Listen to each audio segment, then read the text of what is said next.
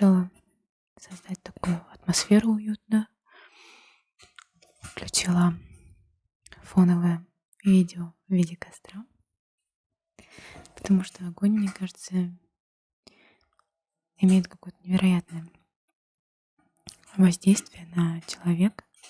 По крайней мере, мне всегда очень уютно в помещениях, где есть свечки,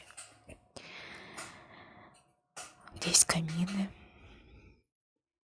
И как-то невольно глаз на них останавливается, и ты впадаешь в такой, не знаю, как это назвать, наверное, как такой мини-транс. То есть ты вот зависаешь на секунду или на дольшее время на языке пламени.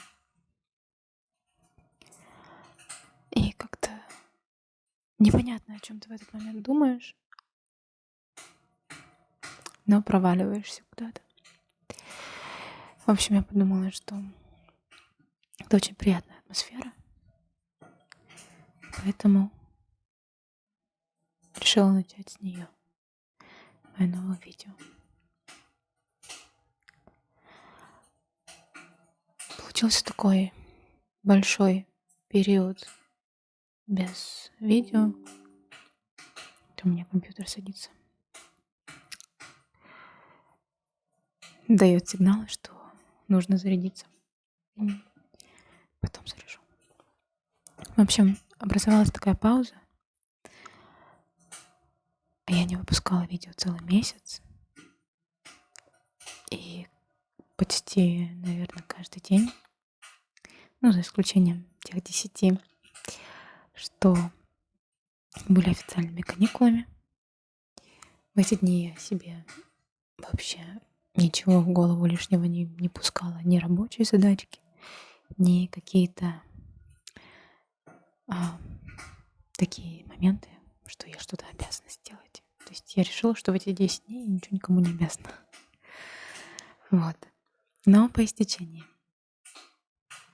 этого периода я начала практически каждый день думать о том, что надо снять видео. О чем снять видео? В какой атмосфере это сделать? И знаете, как это бывает? То одно, то второе, то пятое, то десятое. И каждый раз вот руки не доходили до АСМР.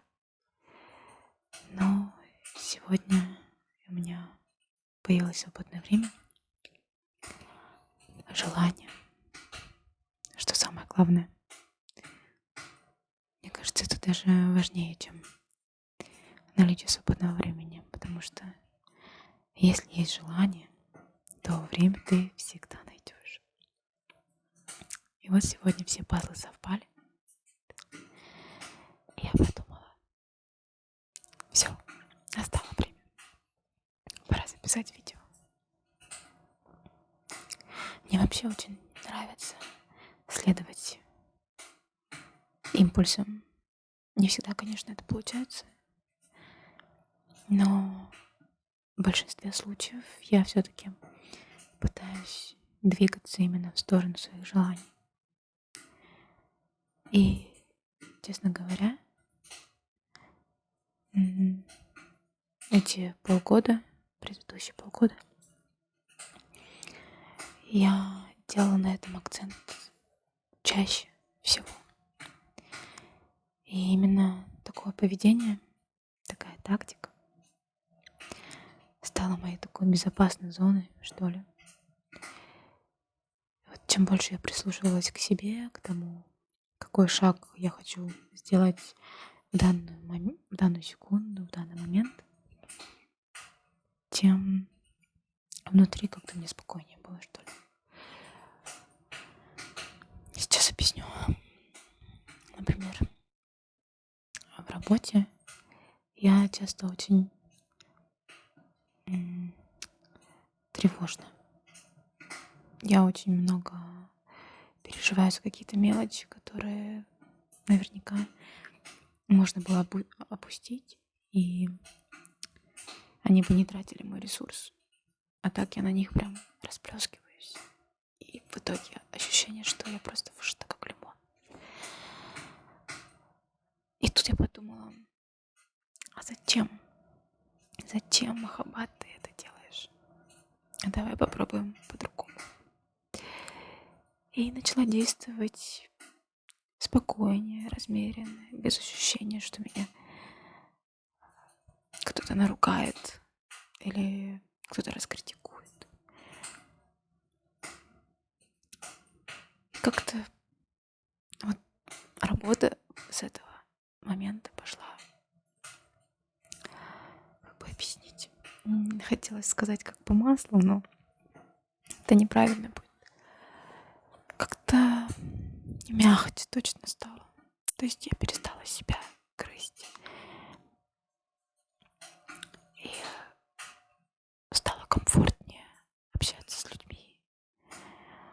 И люди, что логично на самом деле, стали отвечать тем же, хотя это все происходит на подсознательном уровне. Я, конечно, понимаю, что такой совет будет глупо звучать для людей, например, которые работают на каких-то производствах. Потому что, смешно, да? Слышать такое, мол, прислушивайтесь к своим импульсам во время работы, когда человек, например, имеет дело, там, не знаю, на заводе он работает. Там к импульсам к своим бессмысленно прислушиваться. Там есть определенный алгоритм, которого важно придерживаться. Вот. Но я, наверное, я поделилась этой мыслью в контексте, что можно применять ее в любой сфере своей жизни. В работе, в общении с друзьями. Я извиняюсь, я не выключила звук уведомлений. Но я думаю, что это не сильно помешало. И, в общем, о чем это я? Прислушиваться в выстраивании атмосферы в доме. Например, если понимаешь, что поведение твоих близких людей тебя ранит, не молчать об этом, а вызвать их на диалог. Просто попробовать хотя бы без агрессии, без активных таких выяснений поговорить. И когда ты начинаешь анализировать поведение близкого человека,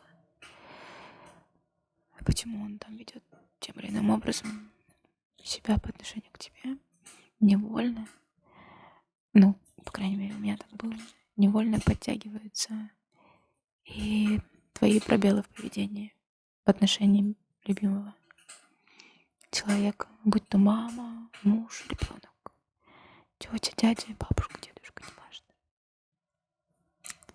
Просто на себя всегда очень сложно смотреть критически. Большинство людей. Кто-то, наоборот, конечно, сильно погружается в критику себя. Это тоже не есть хорошо. Это такие две крайности. И вот наша задача общечеловеческая найти вот этот баланс, когда ты не умираешь от восхищения, какой ты, и не считаешь себя истиной последней инстанции, и между вот этим вот вечным бичеванием себя, когда кажется, что все лучше, чем ты. Вот. У меня, наверное, скорее часто бывает вот эта вторая крайность. Я очень критически к себе отношусь, и даже там, где не надо, могу найти минусы. В общем, надо работать с этим. И я сейчас действительно стараюсь видеть объективно, смотреть точнее объективно на себя, на свои действия, на действия людей в моем окружении. Корректирую себя часто. Вот, например, из последнего. Я, бывает, совершенно несправедливо и совершенно на пустом месте могу о совершенно незнакомом человеке сделать какие-то не очень приятные выводы. Ну, и мне это в себе жутко как не нравится. То есть я не знаю, что за душой у этого человека. Я не знаю там никакой его предыстории.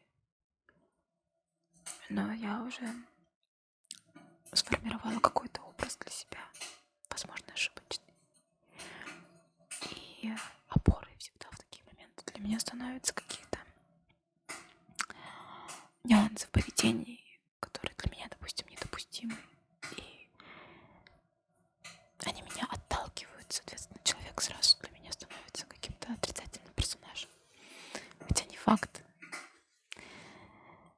Вот. В общем, преждевременные выводы, собственно, как и поспешные решения, это, скорее всего, ошибка.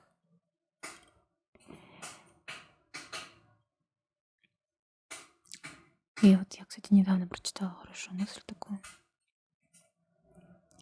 что быть эмпатичным человеком, то есть тем, кто может проявить сочувствие, понимание к другому, в общем, таким вот эмпатичным человеком способен быть лишь тот, кто умеет выстраивать личные границы. Иначе такое сопереживание может перерасти в созависимость. То есть, когда человек настолько погружается, человек без личных границ, это важно, погружается в чью-то чужую проблему, он перестает слышать себя, слышать свои потребности. Он начинает решать чьи-то проблемы и становится донором того человека. Вот. Если же ты умеешь выстраивать границы, то ты именно эмпат, не созависимый, а эмпат. То есть ты точно знаешь, где ты можешь поддержать человека, а где он уже, ну вот тот человек, который делится своей проблемой, да, где он уже как бы заходит на твою территорию. Вот. И в этот момент всегда ему нужно сказать: стоп, у меня есть своя жизнь. Мне очень жаль, что ты сейчас испытываешь эти чувства, но не переходи границу. И, возможно, это как-то кому-то это покажется эгоистичным, но нужно в первую очередь заниматься своей жизнью. Есть еще такая поговорка: спаси себя и хватит с тебя. Она, конечно, отчасти отображает эту мысль, но мне, в принципе, ее посыл очень близок. Если вы будете вместе тонуть, какой от этого толк?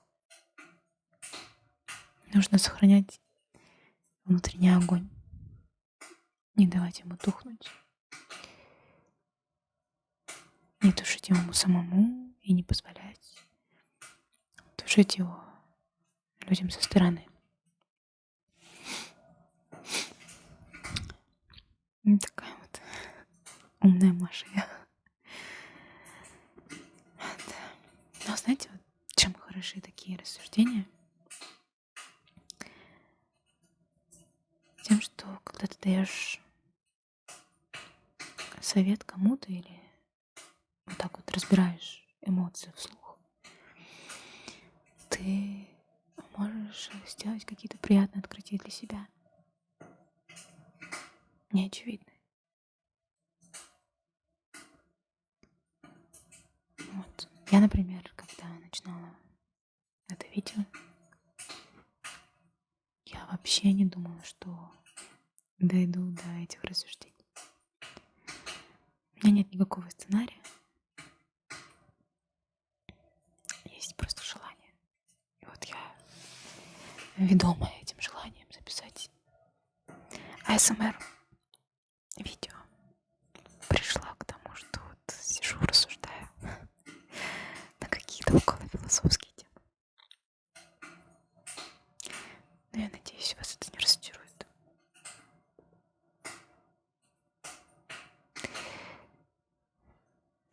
И переходя к другой теме, хочу отметить, что вот такие какие-то короткие периоды наедине с собой, ну так вот сижу дома, молодой человек на работе,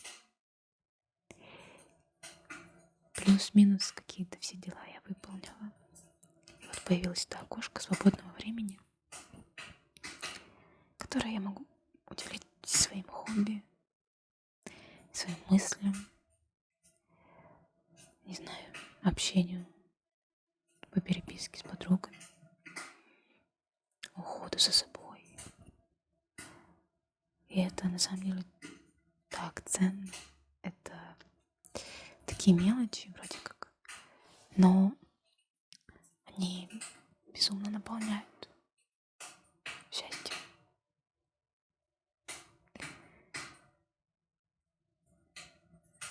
В общем, уделять время себе — это очень важно. Я это поняла относительно недавно, потому что когда была моложе, ну то есть где-то, не знаю, лет до 25 точно, я так боялась оставаться одна. Я всегда искала общение, общество других людей. И когда оставалась наедине с собой, для меня это было всегда такое, ну не то чтобы мучение, нет, мне не было скучно самой собой. Мне просто казалось, что я что-то упускаю в этот момент, что жизнь где-то проходит, а я тут, дома сижу. И я не знаю, почему у меня это было, но я рада, что это прошло, потому что сейчас я точно знаю, все, что мое, оно ко мне придет, и я его не пропущу. А если что-то ушло, ну, так тому и быть. Не знаю, у всех ли так, но ощущение, что чем старше ты становишься, тем больше ты такой философ. Ну, плюс-минус. Вот. Поэтому я понимаю всех этих ученых, Сартров, там, не знаю, писателей, таких как Сартр, или философов известных, которые, по сути, это были довольно-таки обеспеченные люди в свое время. И они могли себе позволить размышлять о смысле жизни, вот, потому что тяжелой физической работы у них не было.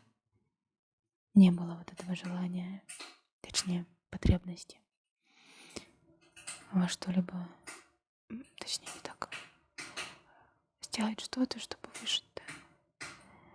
Поэтому они, ой, поэтому они размышляли. Я сомневаюсь, что крестьяне вообще находили на все это время. У них были другие задачки. Вот, поэтому, короче, одни сплошные слова паразиты. В общем, я к чему?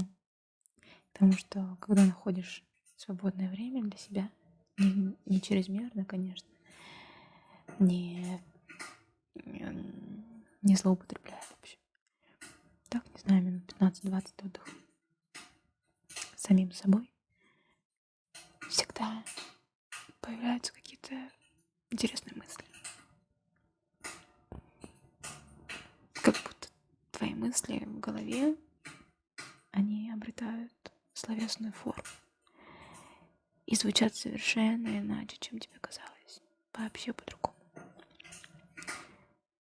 Не знаю, возможно, вам знакомо такое ощущение, когда какая-то мысль, которая блуждала у вас там какое-то время и не находила словесного обличения, оказалась классной.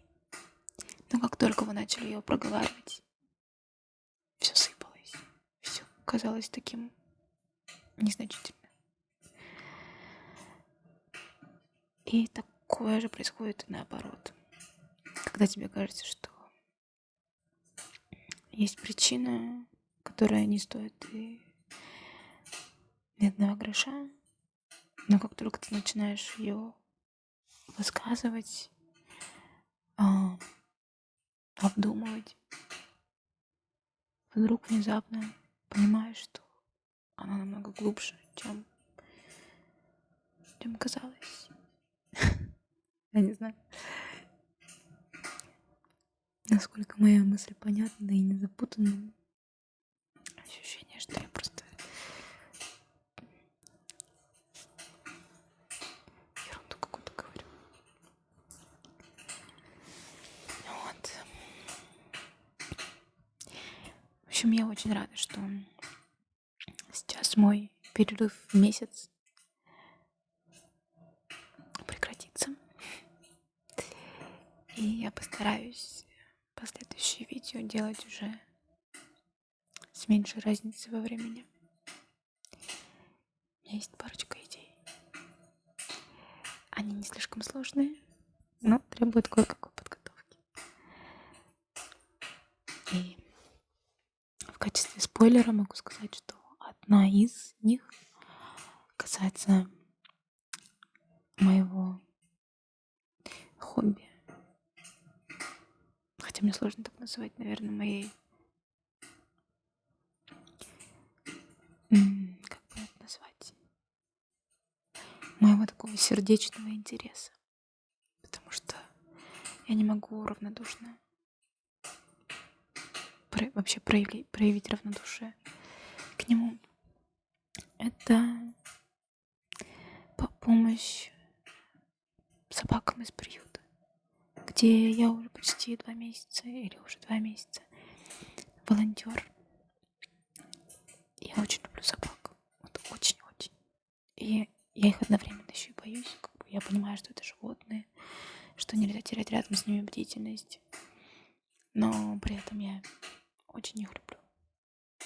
Мне так хочется помочь им, этим бездомным пёсикам, найти дом.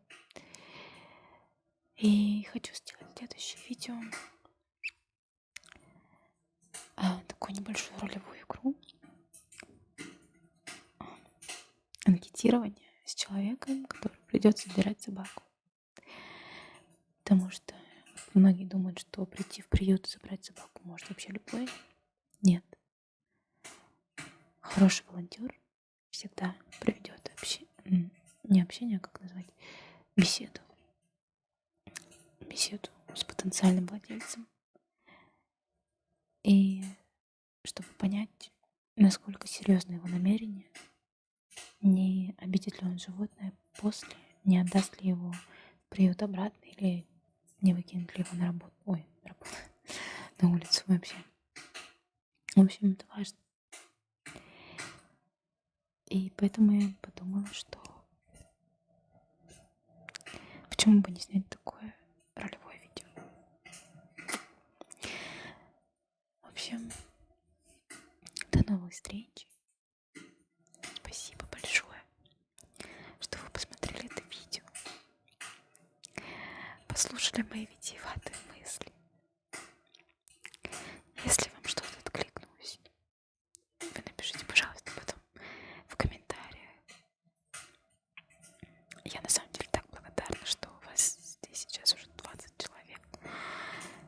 Не знаю, для меня это прям, не знаю, очень приятно, потому что 20 человек — это практически целый класс. кулачками и рассказываю что-то. И это очень многого стоит, когда тебе уделяют внимание даже один человек, а тут 20. Так что ладно, я не гонюсь за просмотром и подписками, но мне все равно очень приятно, когда появляются новые слушатели, зрители. В общем, спасибо вам за это. Ставьте лайки, колокольчики, не знаю, что там еще. Пишите комментарии. Спасибо, спасибо огромное. Всего вам хорошего. Слушайте себя, свое сердце. Не унывайте.